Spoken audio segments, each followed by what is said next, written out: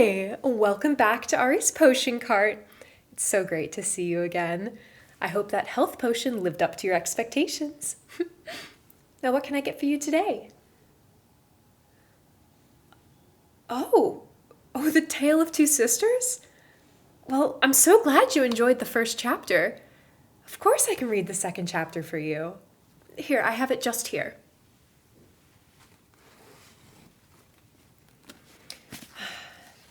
Now, let's recap chapter 1. So, there were two sisters, identical but very different in their personalities. Nari was adventurous and headstrong, and Kari was more peaceful and caring. When they were just 14 years old, Nari decided it was time to go on an adventure. And, of course, the two were inseparable, so Kari came along as well. They stowed away onto a ship headed for an unknown land. But during their journey, a storm hit. The ship was completely destroyed, and Nari and Kari were stranded on an unknown island alone.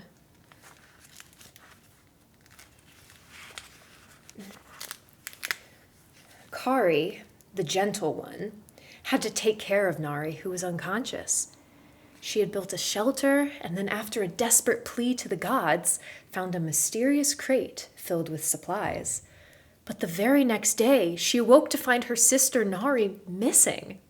There was another crate, and inside it, a mysterious note that detailed how she would need to survive trials in order to be reunited with her sister. Exciting beginning to the story, isn't it? Let's see what happens next.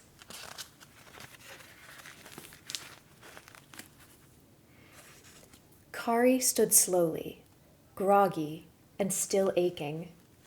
The emptiness of the beach consumed her. The only noises around were the waves crashing the sand and the bugs whizzing in the trees. She felt that if she tried to speak, even her own voice couldn't penetrate the loneliness. The beach behind her stretched out into the vast, unknowable sea, and behind her loomed the dark forest, dense with green shadows. Kari was a cautious and hesitant girl, always watching her sister first before making moves. But Nari wasn't there to help her anymore. Kari looked around, contemplating the note she had read. To save her sister, she had to survive? What was the note referring to? Was Nari in danger? What was going on with these mysterious crates of resources? Kari's mind swirled and swirled until her emotions burst their way out in tears. Kari cried on the lonely beach, with only comfort provided from the water slowly reaching towards her with every wave. She cried like any child would, with the expectation of a parent or adult coming to help. But of course, no one came. She cried until her eyes puffed and swelled, and then she stopped. She looked out into the empty air. All that ran through her head was thoughts of her sister. Where is Nari? Is she okay? Why couldn't we be switched? Nari would know what to do right now, wouldn't she? Hours passed. Kari didn't move an inch, spending the time toiling in her own head, until finally she clenched her fists. They stung, raw and scabbed, but her resolve overpowered her pain. She stood up and started to grab supplies from the crate. Filling her belly with food and water, she prepared herself for an adventure. She entered the forest with cautious steps. Trees towered above her, their branches entangled so tightly they filtered the sky to a dim green light. She ran her fingers over bark and leaf, letting instinct guide her. She searched for dry wood, for broad leaves, and for vine. Each movement had purpose. Within hours, she had cleared a small patch of earth and constructed a makeshift lean-to shelter, reinforced with branches and palm fronds. It was not perfect, but it was protection. She gathered moss and soft pine needles into a bed and sat for a moment. Her thoughts drifted to Nari, to home, to what might come next. Then a sound shattered her stillness. A low growl. Kari froze, eyes sharp now. She scanned the underbrush. There, emerging from the darkness, came 3 towering dire wolves, massive and snarling. Their fur like matted shadows, teeth yellowed and wet. They had not yet seen her, distracted by a chase. She followed their line of sight and saw a small creature darting through the ferns. The wolves pounced, and Kari, breath held, dropped to the earth. Then she saw something strange. As the wolves passed a certain patch of flowers, they halted. Their growls grew confused, and their ears pinned back. They stepped around the cluster. Delicate violet blooms with soft white stripes, their noses twitching, tails lowered. Kari observed carefully, inching forward after the wolves passed. She crouched beside the flowers and plucked a few, careful not to damage their roots. She pocketed them, along with a few other herbs she recognized from her studies with the town herbalist. She moved deeper into the forest, marking her path with small cuts into the bark. The canopy thickened, the ground sloped, and in one misstep, Kari's foot landed on loose dirt. The earth gave way. She had been climbing on the moss-glazed ledge in silence. Her knuckles scraped raw and her knees trembled with each foothold. The cave's edge had given way without warning, just a sigh of earth, and then she was falling, tumbling through air that grew cooler and wetter with every breathless second. Her limbs flailed, grasping for stone, for root, for anything. But the slick walls only mocked her with their silence. Then the world stopped with a heavy thud.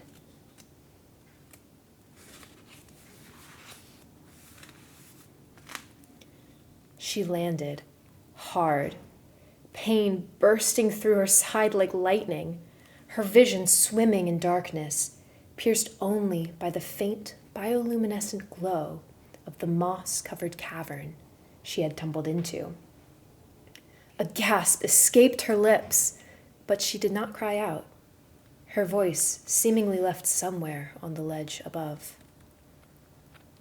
For a moment, she lay still, sprawled on a bed of compacted earth and glinting crystal fragments, her ribs rising and falling in shallow waves.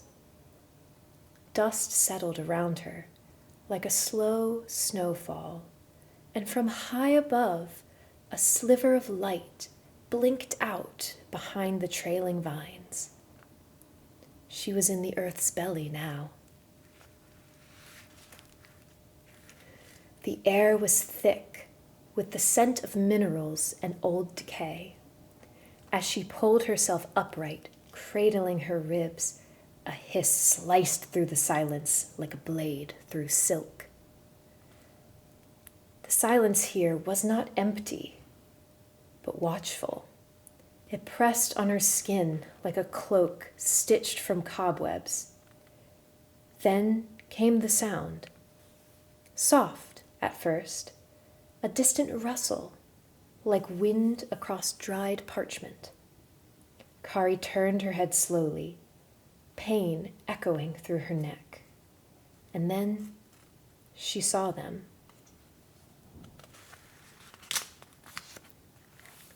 From the far edge of the cave, a shape emerged. An ant, but impossibly large, its body armored in a glossy obsidian-like shell, its mandibles clacking with deadly precision as it charged.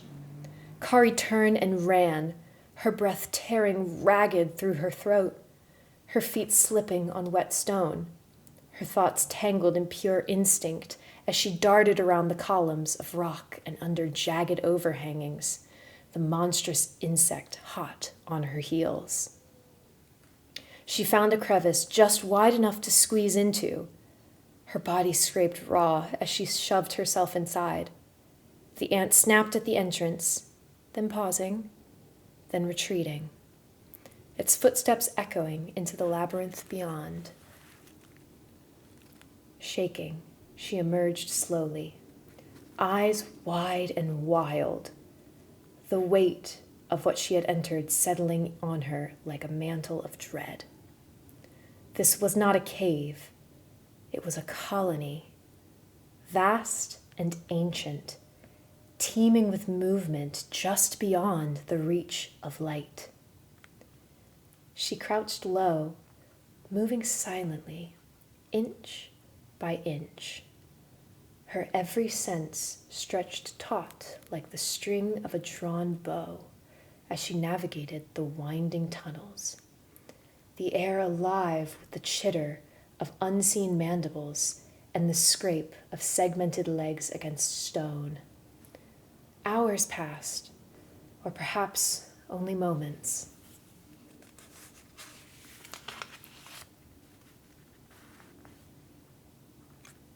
She sat up slowly, her breath fogging in the damp air. Then, without realizing, a singular ant approached. A sentinel, judging by the thicker plate upon its head and the deliberate way it moved. It stopped, mere inches from her toes, its black eyes, like onyx marbles, staring deep into her. But this one did not attack. Instead, it turned and marched away. Kari rose unsteadily, her muscles aching with the weight of the fall. Out of curiosity, she followed, limping past columns of stone that looked carved rather than formed. The scent here was rich, earthy, metallic, and tinged with something sweet and electric, like blooming flowers before a storm. She followed the sentinel to a vast hollow at the outer edge of the tavern. There, nestled in a bed of pale moss, lay a cluster of eggs, each the size of a clenched fist and glowing faintly from within. Other ants were moving around the chamber, tending to the eggs. The sentinel moved forward, while Kari waited at the edge of the egg's nest. She watched as the sentinel rounded a corner, before a squeal and a loud crunch could be heard. Then the snarls and growls that had just a while ago beckoned her resonated in her chest. And circling just beyond the boundary of light, a similar shadowy silhouette waited. The dire wolves. Shadow, lean and silent, the dire wolves prowled the edge of the nest with movements that were almost ritualistic. Tails held low, ears flattened, their paws silent against the stone. Their eyes gleamed like tarnished gold, but they did not leap. They stalked, as if weighing the cost of the prize before them. The ant stood, unmoving, forming a ring around their newborn. No stinger twitched, no mandible clicked, only a silent readiness, like statues carved in faith.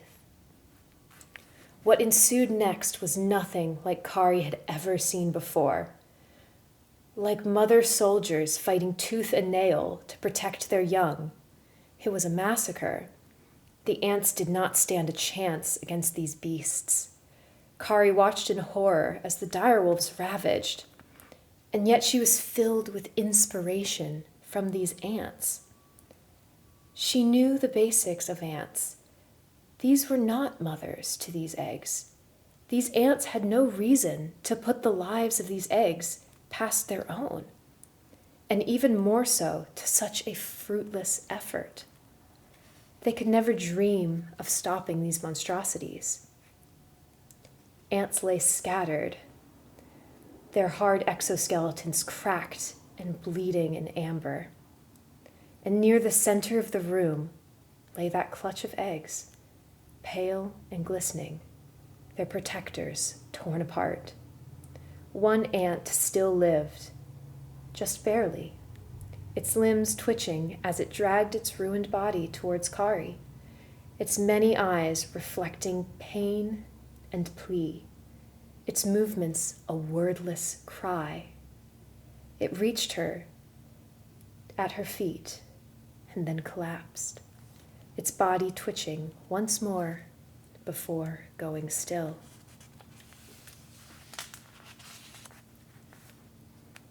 She stared at the eggs, at the wolves, at her trembling hands, and thought of Nari in danger, of the storm, of the fragility of life in this strange, cruel land. She reached into her tunic and, without thinking, pulled out the flowers she had grabbed earlier. She did not know if it would be enough. She did not know if she was enough. But she stepped forward. With a cry that tore from the deepest part of her, she charged into the room, flinging the petals wide, standing tall before the eggs, her arms outstretched, her body a barrier made of flesh and desperation, and something more, something like defiance. The direwolves froze, snarled, crept forward, then stopped, sniffed, whined.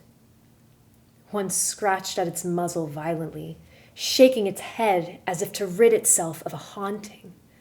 Another backed away, yelping, and the rest followed, retreating through a small tunnel they had clawed into the earth, disappearing into the dark like ghosts banished by light.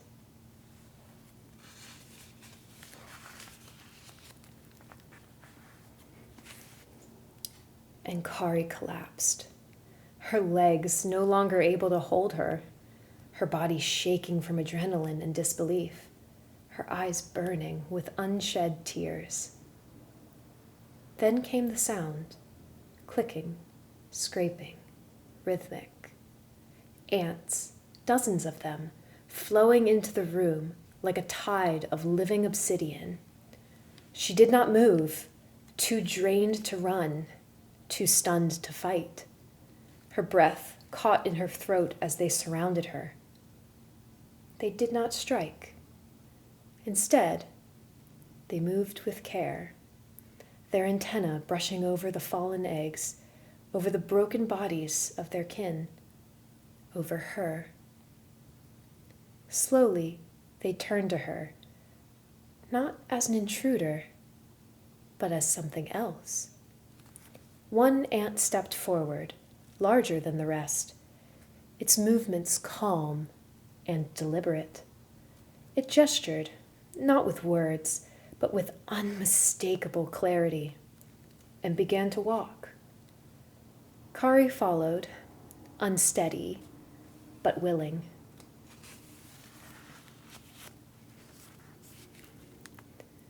They led her through winding corridors until they arrived at a chamber unlike the rest, one filled with glowing fungi, stacked stores of preserved food, and at its center, embedded in a stone slick with age, the hilt of a blade glimmering with soft green light.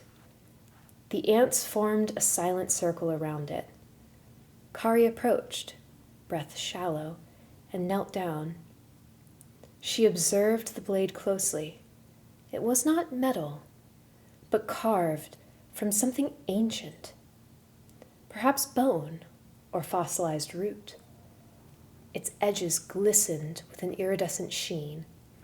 The symbols shimmered faintly across its length, runes older than the tongue of men, whispering meanings she could not translate, but felt deeply. Kari stood, holding the blade, and in doing so, the ants collectively twirled their antennae. One ant walked up to Kari's leg and bumped her in one direction, gently guiding her. Kari followed this ant and waved goodbye to the colony, who was starting to go back to work. Kari followed this ant, winding through the passages of the cave until she reached the exit. She emerged from the cave later that day, the forest quiet around her. Following her instincts, she returned to her shelter, still standing in the fading light. She rested, with fire in her heart and blade at her side, not as a girl who had wandered into the woods, but as someone who had faced death and chosen to protect, when every part of her had screamed to run. And the forest, vast and endless, seemed to bow its branches ever so slightly as she passed, as if acknowledging something rare, something earned. Well, there you have it, Chapter 2 of The Tale of Two Sisters.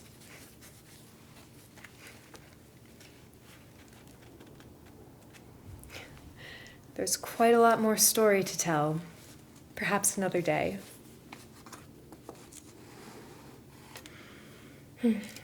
Thank you for stopping by, and be sure to come again if you want to hear the next chapter. Goodbye for now.